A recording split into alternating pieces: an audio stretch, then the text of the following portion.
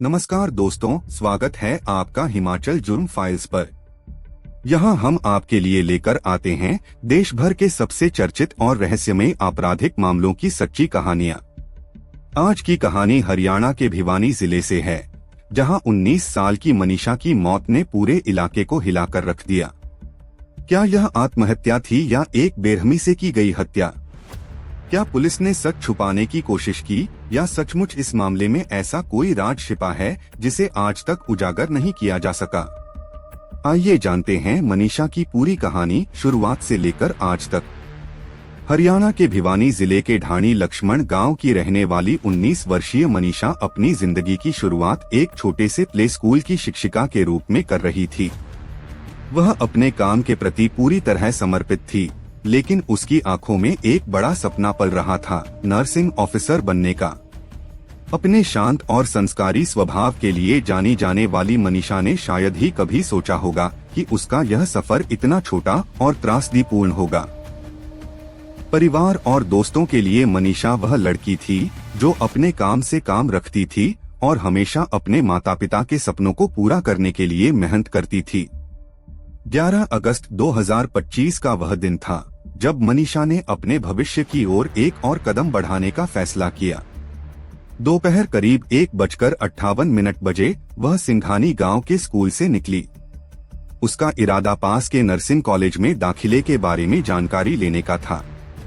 मनीषा ने रोज की तरह बस से घर न जाकर सीधे कॉलेज जाने का निश्चय किया और इस बारे में बस ड्राइवर को फोन करके सूचित भी कर दिया।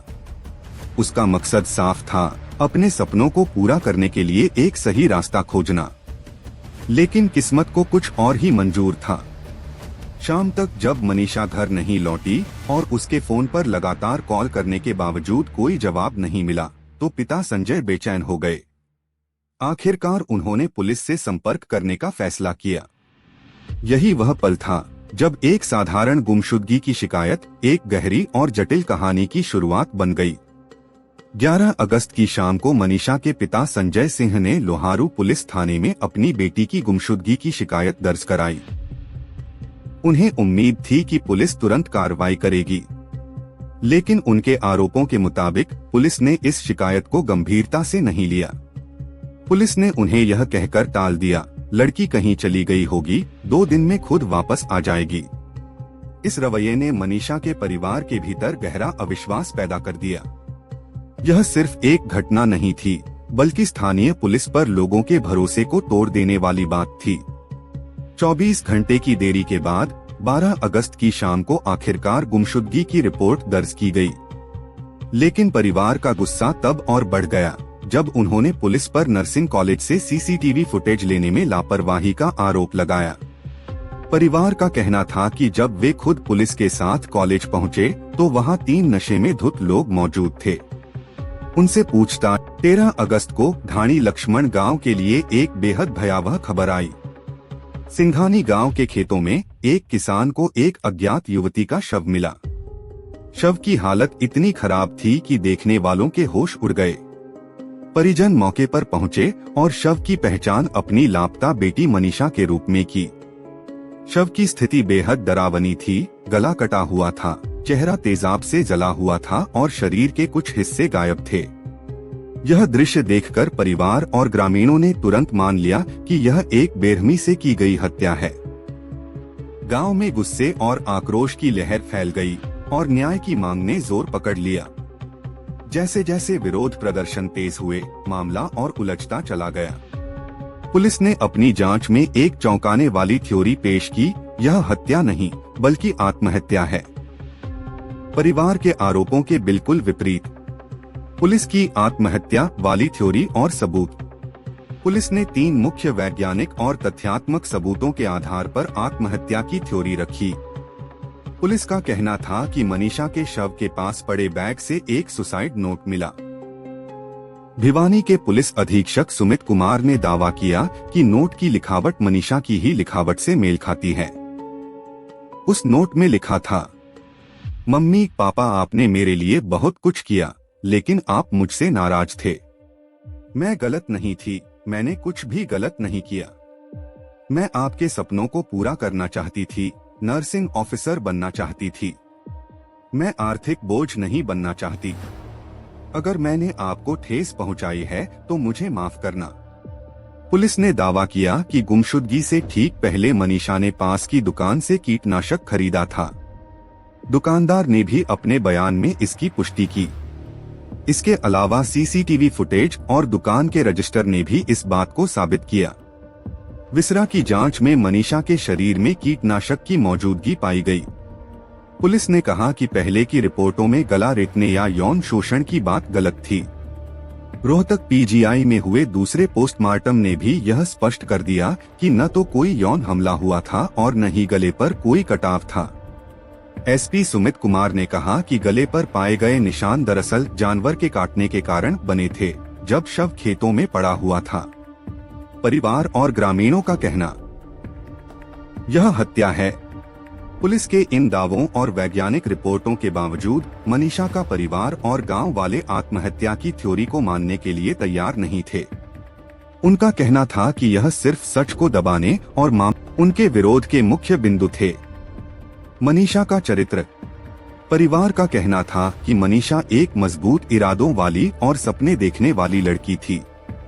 उसके स्वभाव और जीवन के लक्ष्यों को देखते हुए आत्महत्या करना असंभव था। शव की स्थिति। शव की हालत गला कटा होना, चेहरा जलना और शरीर के अंग गायब होना परिवार के लिए सबसे बड़ा सबूत था कि यह आत्महत्या नहीं बल्कि हत्या है। वे पुलिस के इस दावे से बिल्कुल संतुष्ट नहीं थे कि ये चोटें जानवरों के काटने से हुई थीं। अंतिम संस्कार पर दबाव। मनीषा के पिता संजय ने आरोप लगाया कि उन पर बेटी का अंतिम संस्कार करने के लिए समिति और प्रशासन लगातार दबाव डाल रहे थे। उन्होंने साफ कहा कि जब तक दोषियों की गिरफ्तारी नहीं होती तब तक वे अंतिम संस्कार नहीं करेंगे। परिवार और जनता का कहना था कि पुलिस की शुरुआती लापरवाही ने उनके भरोसे को पूरी तरह तोड़ दिया। अब वे किसी भी सरकारी रिपोर्ट या बयान पर विश्वास करने को तैयार नहीं थे और इसे साफ तौर पर एक हत्या पर पर्दा डालने की साजिश मान रहे थे। एक कथित सुसाइड नोट जिसकी लिखावट मनीषा से मेल खाती थी। सीसीटीवी फुटेज और दुकानदार का बयान जिसने कीटनाशक की खरीद की पुष्टि की। विसरा रिपोर्ट में कीटनाशक की उपस्थिति। पोस्टमार्टम में न तो यौन शोषण के और न ही गले पर कटाव के सबूत। मनीषा की मौत और पुलिस की उलझी हुई थ्योरी ने पूरे भिवानी और आसपास के जिलों में आग लगा दी। लोग सड़कों पर उतर आए और न्याय की मांग की। बाजार बंद कर दिए गए, मुख्य सड़कों पर जाम लगा दिया गया और सैकड़ों लोग महापंचायतों में जुट गए। छात्र, किसान और युवा कैंडल मार्च और विरोध प्रदर्शनों में शामिल होने लगे। धीरे धीरे यह मामला राजनीतिक रंग लेने लगा। कांग्रेस नेताओं भूपिंदर सिंह हुड्डा और कुमारी शैलजा ने हरियाणा सरकार पर कानून व्यवस्था बिगाड़ने का आरोप लगाया। उन्होंने पुलिस अधिकारियों के निलंबन और तबादले को केवल आंखों में धूल झोंकने जैसा बताया। वहीं आईएनएलडी और आप जैसे अन्य विपक्षी दलों ने भी भाजपा सरकार के बेटी बचाओ बेटी पढ़ाओ नारे पर सवाल उठाए। बढ़ते जनाक्रोश और राजनीतिक दबाव के चलते हरियाणा सरकार को तुरंत कदम उठाने पड़े। मुख्यमंत्री नायब सिंह सैनी ने भिवानी के एसपी मनवीर सिंह का तबादला कर दिया और 5 पुलिसकर्मियों को निलंबित कर दिया। यह कार्रवाई पुलिस की शुरुआती लापरवाही का सीधा परिणाम मानी गई। इसके साथ ही सरकार ने एक बड़ा कदम उठाया। अफवाहें और गलत सूचनाएं फैलने से रोकने के लिए भिवानी और चरखी दादरी जिलों में 48 घंटे तक मोबाइल इंटरनेट, बल्क एसएमएस और डोंगल सेवाएं बंद कर दी गयीं। यह इस बात का साफ संकेत था कि प्रशासन सोशल मीडिया को विरोध प्रदर्शन और लोगों की नाराजगी भड़काने का बड़ा साधन मान रहा था। 2 अलग अलग पोस्टमार्टम रिपोर्टों से असंतुष्ट परिवार ने दिल्ली के एम्स अस्पताल में तीसरा पोस्टमार्टम कराने की मांग रखी। यह कदम स्थानीय और राज्य स्तरीय संस्थाओं पर परिवार के अविश्वास को दिखाता था। उनका मानना था कि सिर्फ राष्ट्रीय स्तर की संस्था ही निष्पक्ष और भरोसेमंद रिपोर्ट दे सकती है।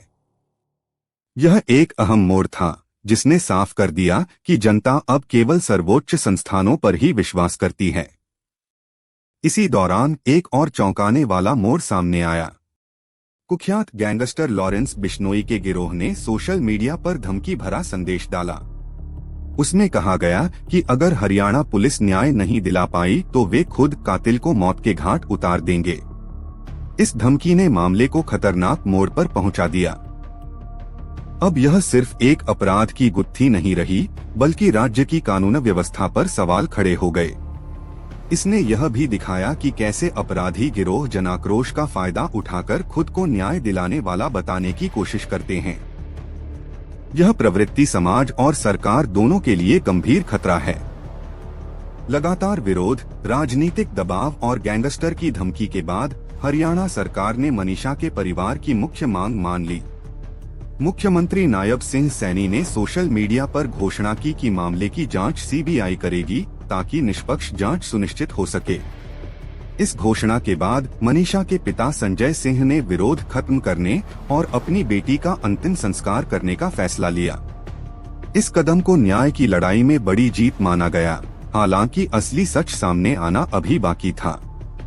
हरियाणा पुलिस महानिदेशक ने प्रेस कॉन्फ्रेंस में पुष्टि की कि सभी सबूत और दस्तावेज सीबीआई को सौंपने की प्रक्रिया चल रही है। भिवानी की मनीषा की कहानी एक जटिल और दुखद गाथा है।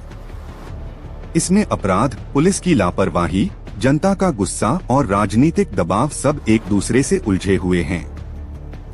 यह मामला हमें एक बड़ा सवाल छोड़ जाता है।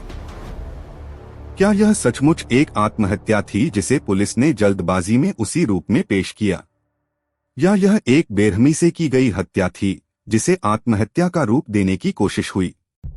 इन सवालों के जवाब अभी तक नहीं मिले हैं। लगातार 10 दिनों के संघर्ष के बाद 21 अगस्त को मनीषा के छोटे भाई नितेश ने हजारों लोगों की मौजूदगी में अपनी बहन को मुखाग्नि दी। पूरे गांव में शोक का माहौल था, लेकिन न्याय की उम्मीद अब भी जिंदा थी। वर्तमान में यह मामला सीबीआई के पास है। परिवार और जनता को भरोसा है कि सच्चाई सामने लाने की जिम्मेदारी अब सिर्फ इस एजेंसी पर है। मनीषा की कहानी आज भी अधूरी है, एक खुली गुत्थी जिसका अंतिम अध्याय अभी लिखा जाना बाकी है।